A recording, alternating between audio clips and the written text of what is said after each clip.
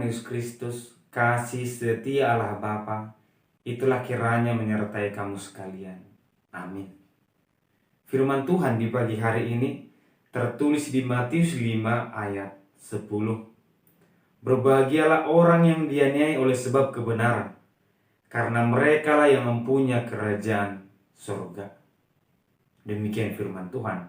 Selamat pagi dan salam sejahtera untuk kita semua.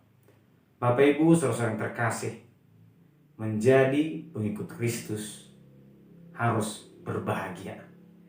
Di ayat 9, firman Tuhan berkata bahwa pengikut Kristus harus membawa damai, pelaku kedamaian. Kata-kata yang keluar dari mulutnya, kata-kata pendamaian. Kita mendamaikan manusia dengan manusia, mendamaikan manusia dengan Tuhan.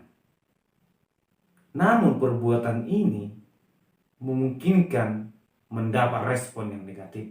Sehingga di ayat 10 dikatakan penganiayaan. Bahwa tugas ataupun mengikut Kristus bisa saja kita mendapat respon yang tidak baik sampai kepada penganiayaan.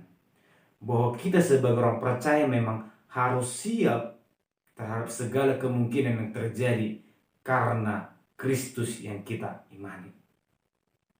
Manusia bisa saja memiliki masalah dalam hidupnya, namun tidak semua persoalan yang dikatakan berbahagia. Ada manusia yang memiliki persoalan karena kejahatan yang dia lakukan. Ada manusia yang memiliki persoalan karena memang ketidaktahuannya terhadap firman Tuhan. Namun yang dikatakan firman Tuhan adalah orang yang mendapat persoalan karena dia mengatakan yang benar, karena dia melakukan yang benar, karena dia mendamaikan ataupun membuktikan kebenaran.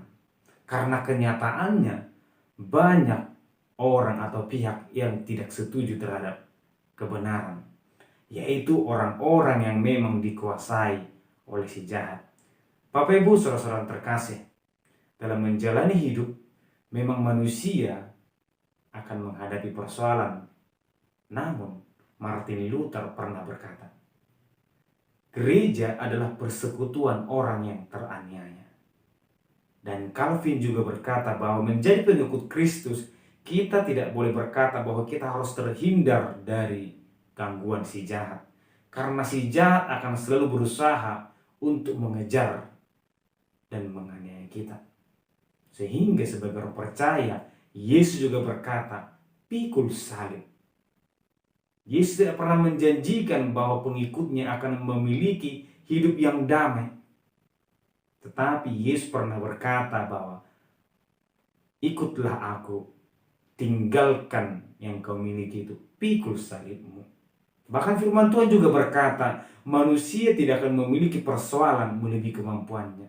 Karena memang berbahagialah karena Tuhan beserta kita.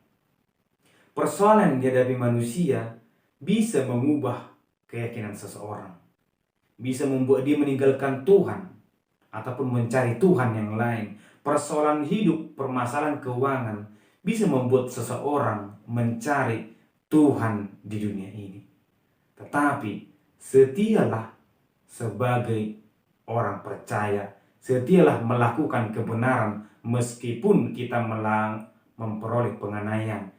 Karena janji Tuhan adalah upah kita besar di surga. Berbahagialah sebagai orang percaya.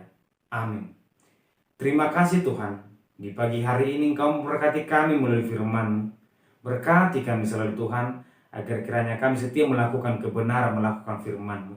Di dalam nama anak Yesus Kristus kami berdoa. Amin.